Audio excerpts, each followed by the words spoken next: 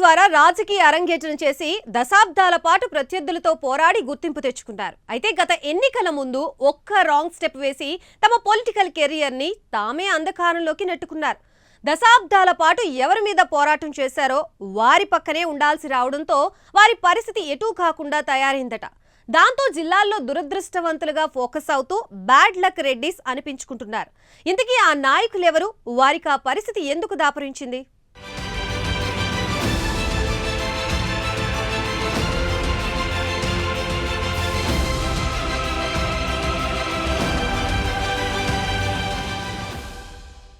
కడప జిల్లాలో పార్టీ ఏదైనా రెడ్డి సామాజిక వర్గం నేతలదే హవా నడుస్తుంది. రిజర్వ్డ్ నియోజకవర్గాలు తప్ప మిగిలిన అన్ని నియోజకవర్గాల్లోనూ సాధారణంగా రెడ్డి సామాజిక వర్గం నేతలే శాసనసభ్యులుగా ఉంటారు.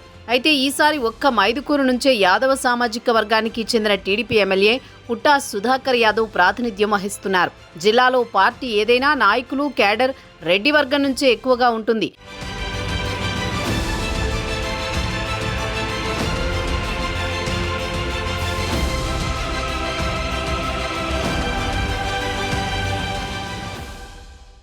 జిల్లాలో రాష్ట్ర విభజన వరకు టీడీపీ కాంగ్రెస్ల మధ్య ఉన్న పోటీ తర్వాత టీడీపీ వర్సెస్ వైసీపీగా మారింది.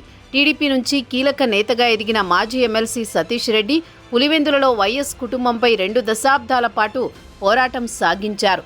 సతీష్ రెడ్డి ఎన్నికల్లో వైఎస్ కుటుంబంపై కూడా పోటీ చేశారు.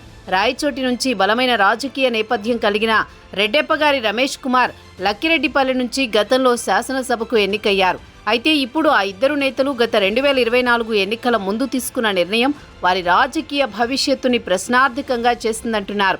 ఎన్నికల ముందు వరకు టీడీపీ నేతలుగా చక్రం తిప్పిన ఆ ఇద్దరు చివరి నిమిషంలో వైసీపీ గూటికి చేరారు.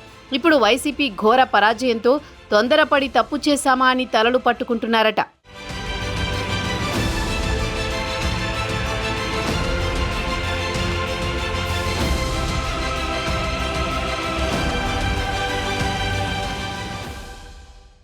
రెడ్డెప్పగారి రమేష్ రెడ్డి సోదరుడు శ్రీనివాసులు రెడ్డి ప్రస్తుతం కడప జిల్లా టీడీపీ అధ్యక్షుడిగా ఉంటే మరదలు మాధవిరెడ్డి కడప ఎమ్మెల్యేగా గెలిచారు.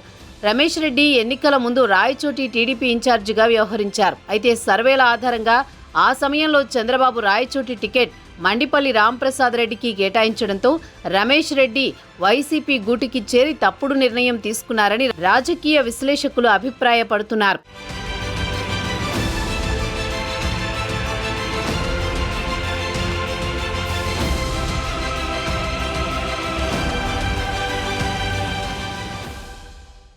అలాగే రెడ్డెప్పగారి కుటుంబానికి దగ్గర బంధువు అయిన పులివెందుల నేత సతీష్ రెడ్డి జగన్ పంచన చేరి తన గొయ్యి తానే తవ్వుకున్నారంటున్నారు.